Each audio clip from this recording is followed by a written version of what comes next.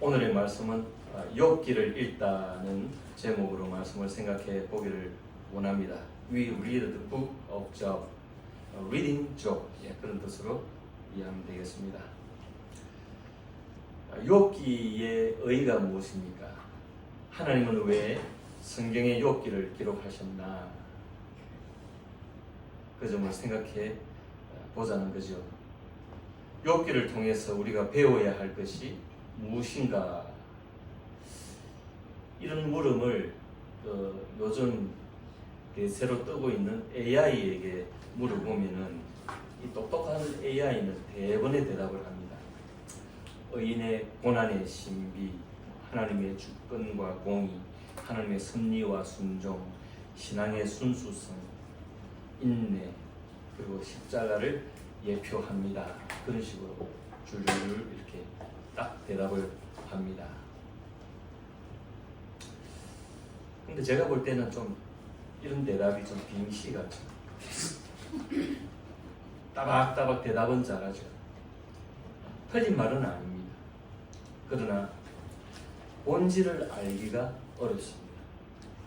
본질을. 왜 욥기를 쓰셨고 우리가 욥기를 읽으면서 무엇을 깨달아야 되나? 일반적으로는 욥의 고난을 배워가지고 그 고난을 우리가 이루어야 한다. 그런 생각들을 대체로 많이 하죠. 언젠가 제가 하나님의 신격과 이 인간의 인격은 통한다고 했죠. 하나님도 인격이고 신이시니까 신격이라고 볼 수 있죠. 가장 아름다운 것이, 가장 하나님다운 것이 가장 사람다운 것이라고 제가 말씀드린 바가 있습니다. 그러니까 하나님께도 신격이 있고 사람으로 치면 이것이 인격이죠. 그래서 사람의 인격과 하나님의 신격, 이 둘은 서로 통합니다. 왜냐하면 사람은 하나님의 형상을 따라 지음을 받았기 때문입니다. 같은 퍼스널리티, 굳이 신격이라고 하면 디바인 퍼스널리티, 사람의 인격은 퍼스널리티. 그렇게 따지자면 통한다는 것이죠. 동질감이 있다는 것이죠. 무엇을 말씀드리고자 하는 건가 하면은 피조 세계에서 사람이라고 하는 것은 하나님께는 특별한 존재, 정말로 특별한 존재, 유일무이한 존재라는 것입니다. 하나님은 사람을 지으시고 그것도 자신의 형상을 따라 사랑하기로 하신 것입니다. 하나님이 사랑에 빠지셨다는 점을 잊지 마시기 바랍니다. 아멘. 그렇기 때문에 사람은 하나님이 정해주신 매뉴얼, 즉 율법을 따라 살아야 했던 것입니다. 율법은 언제나 사람을 사람되게 하는 기준이 되어지는 것입니다. 율법이 있어야 사람이 사람답게 되는 것이죠. 하나님이 타락한 인생들 중에서 이 하나님의 사람으로 부르신 그 부르심에는 이 매우 다양한 이 방식이 적용되었습니다. 매우 독특하고 개별적입니다. 여러분 하나님의 부르심을 받을 때에 여러분의 감정을 들어보면 다 다릅니다. 기가 막히는 그런 일들도 있고 또 어떤 경우에는 나는 뭐 자거나 뭐 이렇게 철이 들고 보니까 뭐 하나님의 사람이 되어 있더라. 제 하영이 같은 그런 아이들도 있고 우리 뭐 집사님 같은 경우에 하집사님 같은 경우에는 뭐 특별한 경우에 이렇게 주님이 병원에서 만나 주셔가지고 그런 경우도 있고 그럼에도 우리는 공통적인 것이 있다. 그 공통적인 것이 뭐냐? 모두가 하나님의 형상을 회복하는 것이 공통적이다. 어떤 형편에서, 어떤 경우에, 어떤 시점에서, 어떤 상황에서 만났더라 할지라도 뭡니까? 공통적인 것은 우리 모두가 하나님의 형상을 회복하는 데 있다. 이것이 공통적인 것입니다. 이것을 말씀은 성장의 개념으로 설명하고 계시는데 에베소서 4장 14절 15절에 보면 이런 말씀이 있습니다. 이는 우리가 이제부터 어린아이가 되지 아니하여 사람의 속임수와 간사한 유혹에 빠져 온갖 교훈의 풍조에 밀려 요동하지 않게 하려 하십니다. 오직 사랑 안에서 참된 것을 하여 범사에 그에게까지 자랄지라. 그는 머리니 곧 그리스도라. 성장의 개념으로 그에게까지 자랄지라. 이 그가 누굽니까? 그리스도에게까지, 하나님에게까지 자랄지라. 하나님의 형상을 회복하라는 말씀입니다. 그래서 쉽게 말해서 인간이 성장한다는 것은 누구를 닮는 것이다? 하나님을 닮는 것이다. 우리 주님을 닮는 것이다. 그리스도를 닮는 것이 우리가 성장하는 것이다. 나중에 또 이야기가 되겠지만 교회에서 봉사도 하고 이렇게 목사님 눈에 띄고 뭐 이렇게 막 열심히 하니까 직분도 주고 집사도 되고 뭐 권사도 되고 장로도 되고 하니까 신앙이 성장하는 것 같죠. 그러나 그게 본질이 아니라니까요. 직분의 이동에 따라서 신앙이 성장하는 것이 아니라니까요.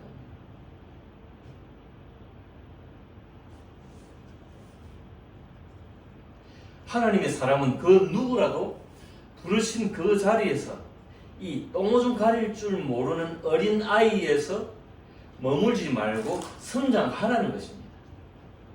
그래서 분별력 없이 이렇게 행한다면 직분에 상관이 없이 여전히 영적 어린아이, 대단히 위험한 상태에 있다.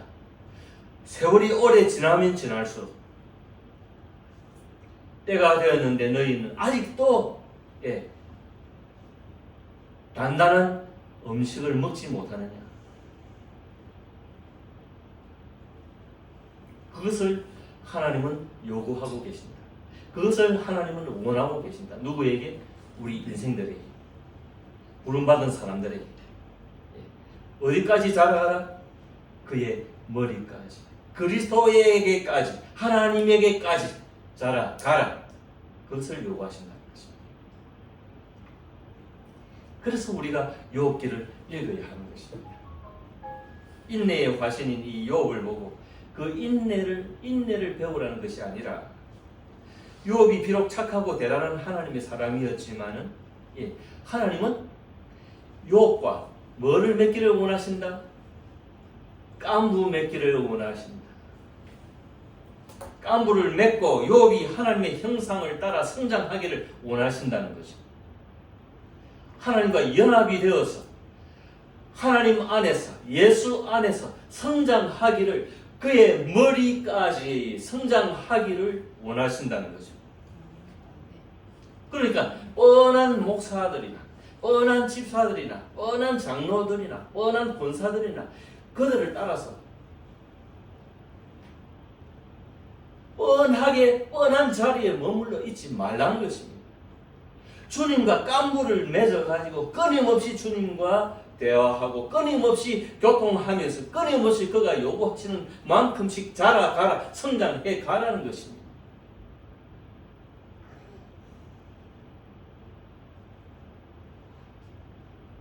제가 직분자들을 욕보이는 것입니까?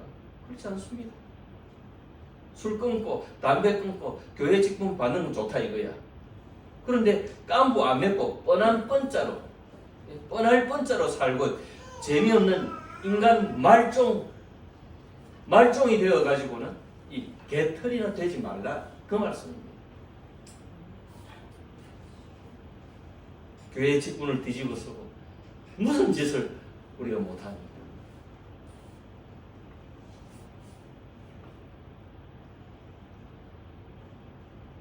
하나님의 근심거리에서 떠나 세상의 지탄의 대상이 되어지는 그런 일들이 한두 번입니다. 그렇게 되지 말라는 것입니다. 그래서 욥기는 성경 읽기에서 최고의 난도입니다. 고난도입니다. 어쩌면 요한계시록을 읽는 것보다 더 어렵습니다. 이 욥기가. 왜냐하면 인생살이로 대입시켜서 풀어내지 않으면 이해 불가이기 때문에 그렇습니다.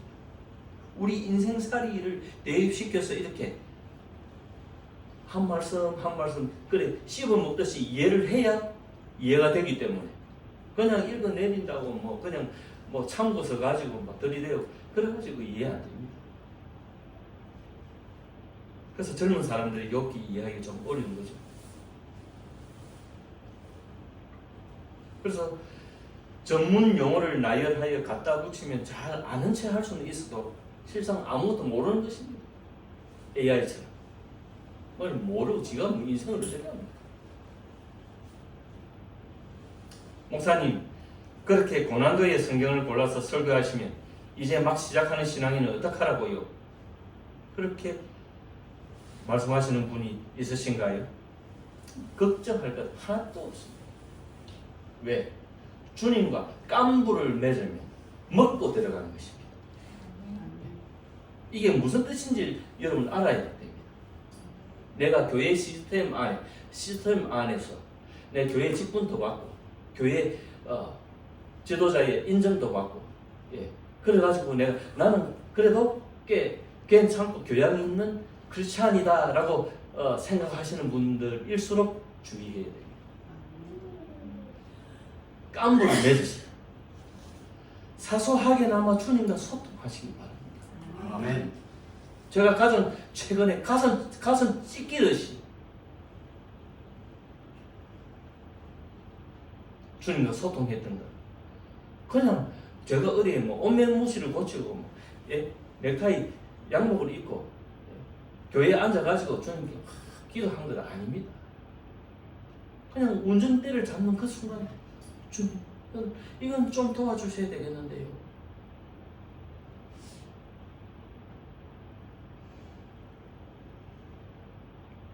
그 도와주시는 게 대단히 뭐 큰일인 것 같습니까? 아닙니다.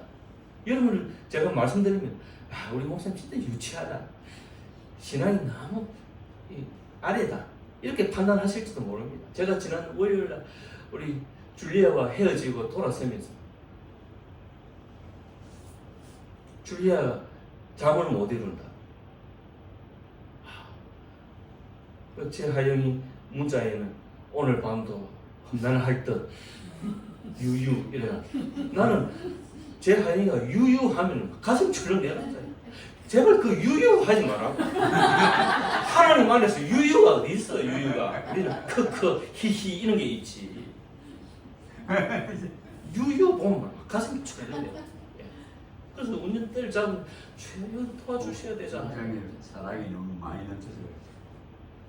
줄리아가 무슨 힘이 있습니까? 능이 있습니까? 견딜 힘이 있습니까? 아이를 좀 재워주시고 편안케 해달라. 그리고 그래야 쟤들도 쉬지 않습니까? 그래 유치찬란한 기도를 그 순간에 한다니까. 그런데 집에 도착해서 딱 답장이 벌써 와 있던 걸 보니까 별탈 없이 잘 잤어요. 그래 이게 역사 가운데서는 아무 일도 아니고 사소한 거죠. 그러나 제게는 큰 역사예요. 이게 깐부예요. 이게 깐부예요. 이게 유치찬란한 기도를 하시라니까요.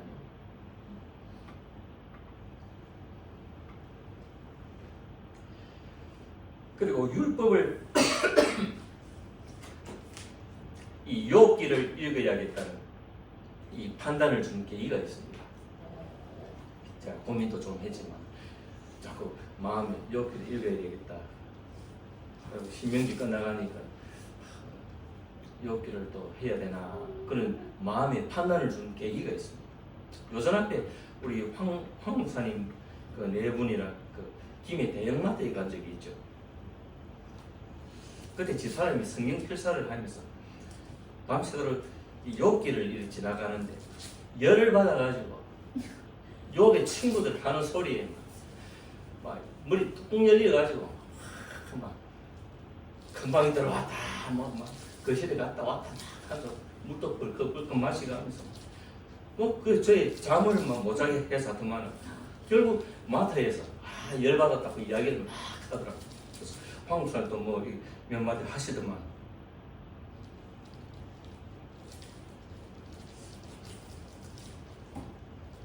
이 욥의 친구들의 이 욥의 고난에 대한 말들에 의해 가지고 욥이 코너에 몰리니까 이 욥의 친구들이 미울 수도 있겠죠. 왜? 욥은 아름다운 하나님의 사람이고 의인이니까, 착한 사람이니까.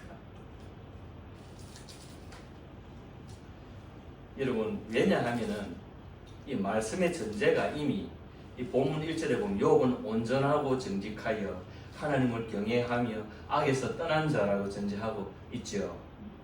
이 성경을 읽는 독자들은 이 욥을 위로하기보다는 말로써 욥을 더 괴롭히는 듯한 모습들에서 그리 생각하기 쉽습니다. 욥의 친구들. 그러나 성경을 면밀히 살펴보면 욥의 친구들도 의인들입니다. 아주 좋은 사람들, 아주 착한 사람들, 아주 하나님의 사람들입니다. 귀한 사람들입니다.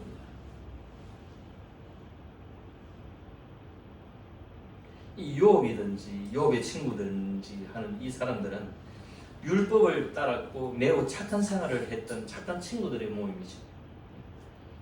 왜냐하면 한번 보세요. 밤낮 며칠 동안 7일 동안 아무 말도 안 하고 욥과 함께 하고 있었다. 누가 그렇게, 어떤 친구가 그래 할 수 있습니까? 7일 동안 병문안 가고 우리는 기도 한 판 해주고 어쨌든 잘 치유되기를 바란다 하면서 돌아서기 바쁘죠 우리는. 근데 일주일 동안 이 친구들이 함께 해주는 얼마나 따뜻한 친구, 귀한 친구들입니다. 욥기 2장 12, 13절에 보면 눈을 들어 멀리 보며 그가 욥인 줄 알기 어렵게 되었으므로 그들이 일제히 소리질러 울며, 누가 울습니까? 울었습니까? 각각 자기의 겉옷을 찢고, 누가 자기 옷을 찢습니까? 15만원짜리 옷이 아까운데 하늘을 향하여 티끌을 날려 자기 머리에 뿌리고, 기껏 머리 고데하고 가는데 머리 휘깍씩 넣어가지고 딱 갔는데 죄를 뒤지고 쓰고 그렇게 할 수 있습니까? 근데 이 친구들은 일주일 동안 그렇게 했다는 거예요. 함께 울었다는 거예요. 밤낮 7일 동안 그와 함께 땅에 앉았으나, 침대 내놔라, 보조 침대 내놔라 해갖고 같이 옆에 보조 의자에 누운 게 아니라 땅에 앉았다는 거예요. 욥의 고통이 심함을 보므로 그에게 한마디도 말하는 자가, 욥에 대해 말하지도 않았어요. 처음에. 그런데 욥이 드디어 입을 열었죠. 욥이 무슨 입을 열었습니까? 자신의 생일을 저주했다. 욥이 자신의 생일을 저주하는 것을 보자마자 욥의 친구들의 말문이 열린 거죠. 욥기 3장 3절에 보면 내가 낱날이 멸망하였더라면, 사내 아이를 베었다 하는 그 밤도 그러하였더라면, 그날이 캄캄하였더라면, 쉽게 말해서 내가 태어나지 않았더라면 더 좋았을 것을 하고 자신의 생일에 대해서, 자신이 이 땅에 태어난 것에 대해서 한탄을 하고 있는 것입니다. 욥이 자신의 생일을 저주하니까 욥의 친구들이 거기에 대해서 조언을 해주는 거예요. 욥을 위해서.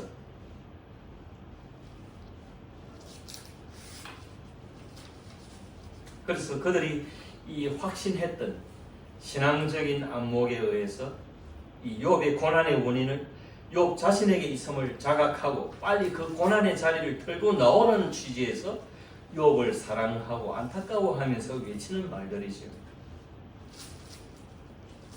소위 이런 겁니다.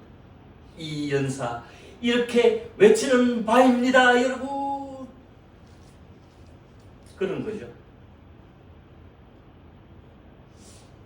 그러니까 욥 또한 친구들의 말들에 대해서 딱히 시원한 답변을 내어놓지 못하고 있죠. 내가 숨겨놓은 악한 죄가 있지도 않은데 하나님 나를 치시니 어쩌겠나. 하나님은 그저 높으신 분이라고 얘기할 따름이 있겠죠. 이때까지 자기가 하던 대로. 그런데 마음의 중심에는 무너져가지고 자기 자신의 생일을 저주하게 됐다는 거죠.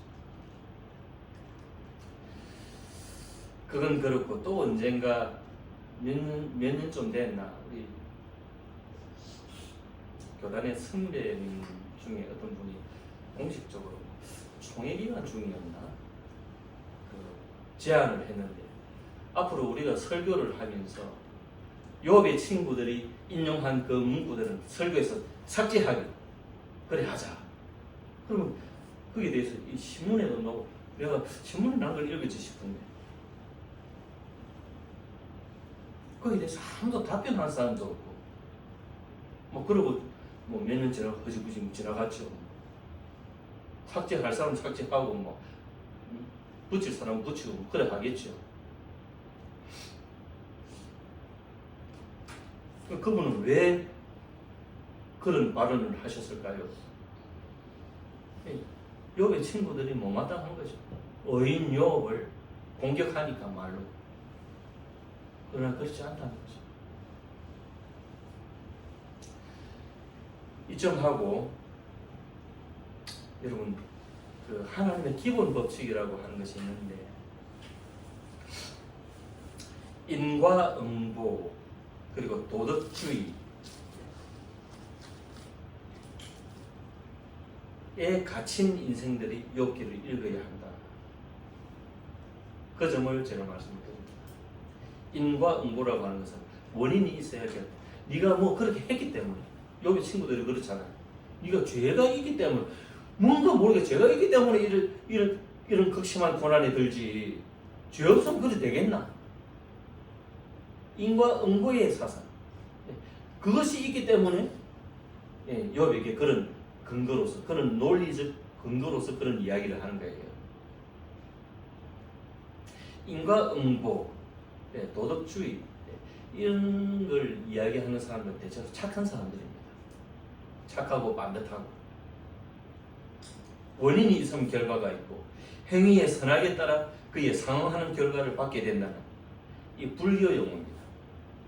인과응보라고 하는 것은 뭐 사필, 귀적, 자업자득 이런 비슷한 그런 문구가 있죠. 이것은 좋은 것이긴 하지만 좋은 뜻이긴 하지만 하나님의 입장에서 볼 때는 세상 모든 일이 사람의 하기 나름이라고 하는 깊은 인본주의라고 볼 수 있습니다. 사람이 하기에 나름이다. 그렇다고 해서 개망나니처럼 행동하라 그런 뜻은 아닙니다. 그걸 무시하라는 것이 아니라 이런 분들은 내가 이렇게 했기 때문에 나는 이런 보상을 받아야 된다 이런 생각을 가지고 있는 거예요. 그리고 지금 내가 누리고 있는 것은 내가 뭔가 잘 했기 때문에 이렇게 누리고 있다 이런 생각을 하게 되는 거예요. 그 틀에서 벗어나라는 것이 욥기입니다.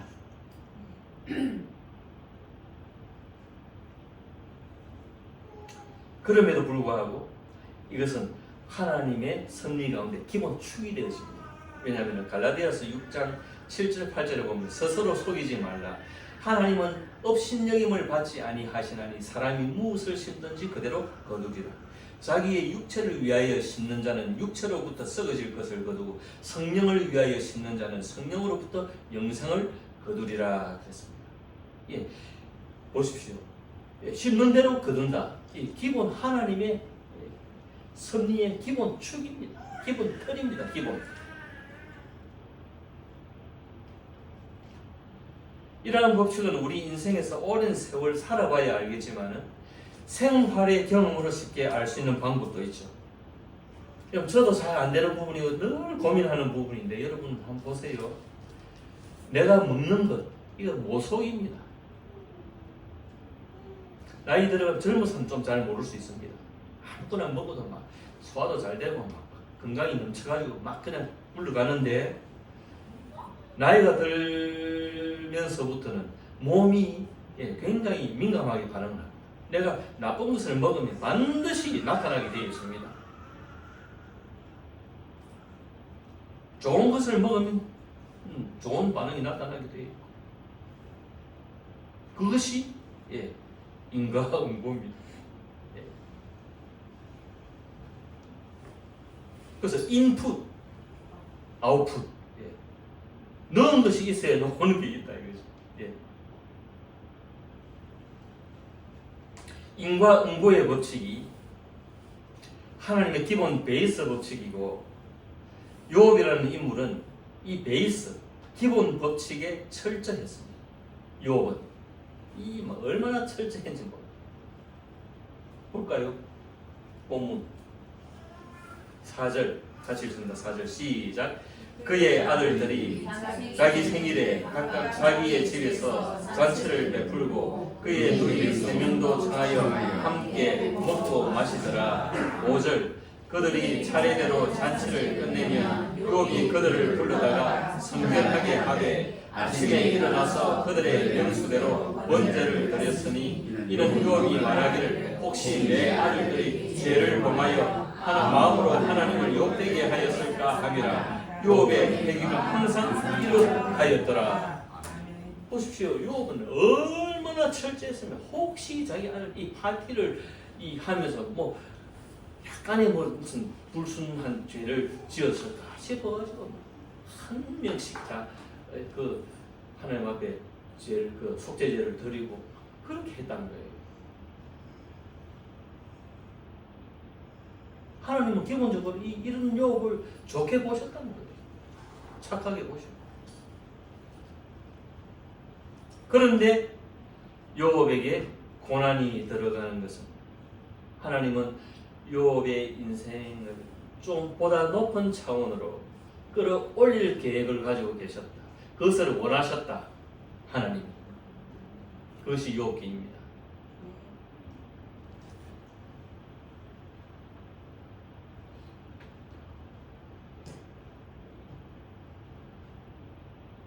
이 인과응보의 기본 법칙이 있어가지고 우리 죄가 밝혀지고 사망을 불렀죠. 창세기 2장 16절 이하에 보면 여호와 하나님이 그 사람에게 명하여 이르시되 동산 각종 나무의 열매는 네가 임의로 먹되 선악을 알게 하는 나무의 열매는 먹지 말라. 네가 먹는 날에는 반드시 죽으리라 하시니라.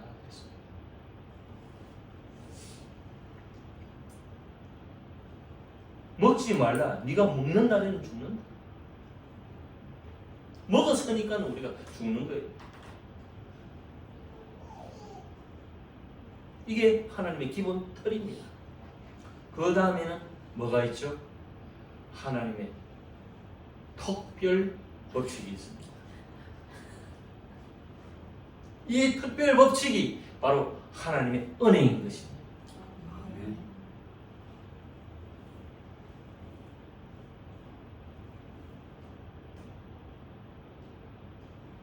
은혜는 구원을 줍니다.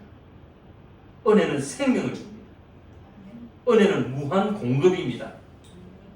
이 은혜는 창조와 재창조의 능력이 있는 것입니다. 이 은혜의 끝판왕은 예수 그리스도십니다.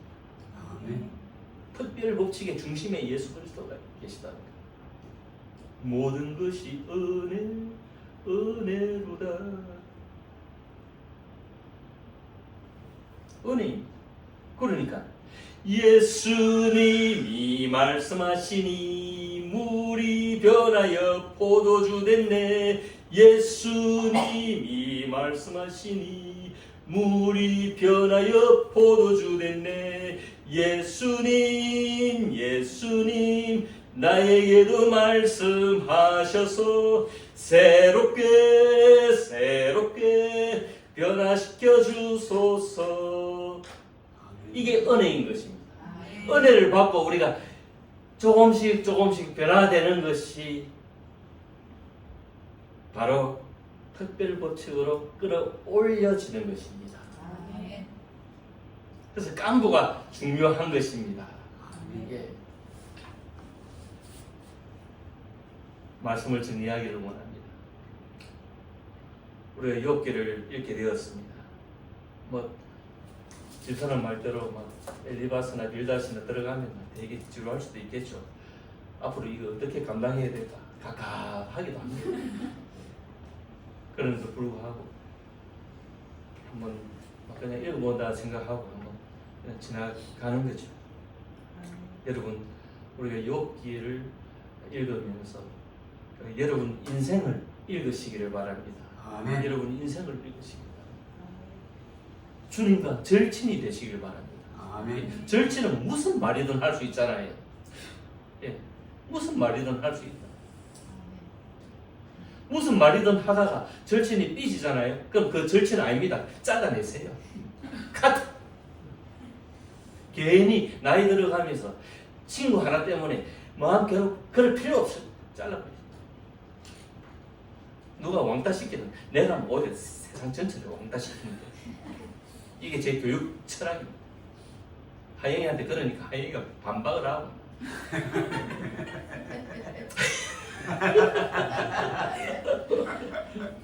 아빠는 그게 말이 돼요. 말이 된다 이 자식아.